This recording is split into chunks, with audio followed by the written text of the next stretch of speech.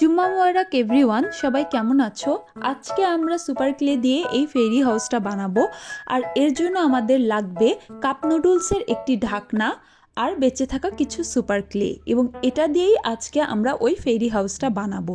তো চলো শুরু করে ফেলি।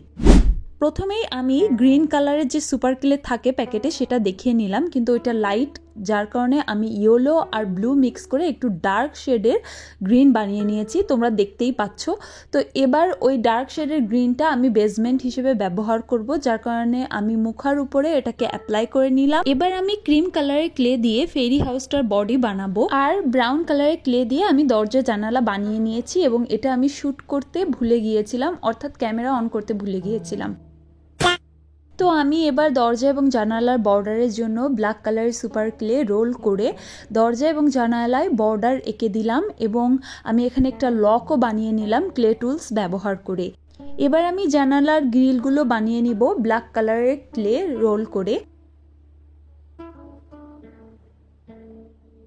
এবার আমি দরজায় ক্লে টুলস দিয়ে একটু ডিজাইন করে নিব। ব্যাস, তৈরি হয়ে গেল আমাদের ফেরি হাউসের বডি। এবার আমরা ফেরি হাউসের মাথাটা বানানোর জন্য আমি এখানে মাশরুম টাইপের ডিজাইন করব বলে আমি লাল কালারের সুপার ক্লে আর হোয়াইট কালারের সুপার ক্লে দিয়ে একটা মাশরুম ইফেক্ট দিয়ে নিয়েছি, এবং আমি এটা অ্যাটাচ করে দিলাম।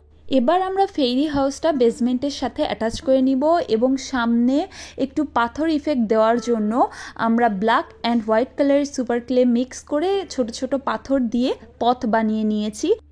এবার আমি সুপার ক্লে দিয়ে কিছু গোলাপ বানিয়ে নিব, যার কারণে আমি প্রথমেই লাইট পিঙ্ক কালারের সুপার ক্লে নিয়ে সেটা দিয়ে রোজ বানিয়ে দেখাচ্ছি। এবার এটা বানানোর পরে আমরা ফেরি হাউসটার পাশে অ্যাটাচ করে দিব।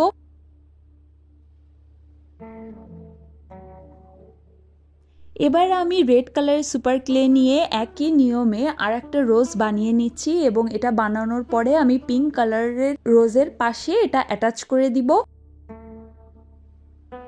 এবার আমি ব্লু কালারের ক্লে নিয়ে আর একটা রোজ বানিয়ে নিচ্ছি, এবং ওই দুইটা রোজের পাশে আমি এই ব্লু কালারের রোজটা অ্যাটাচ করে দিই। এবার আমি ফেরি হাউসটার আরেক পাশে হুবহু একইভাবে আরও 3টা রোজ বানিয়ে অ্যাটাচ করে নিলাম।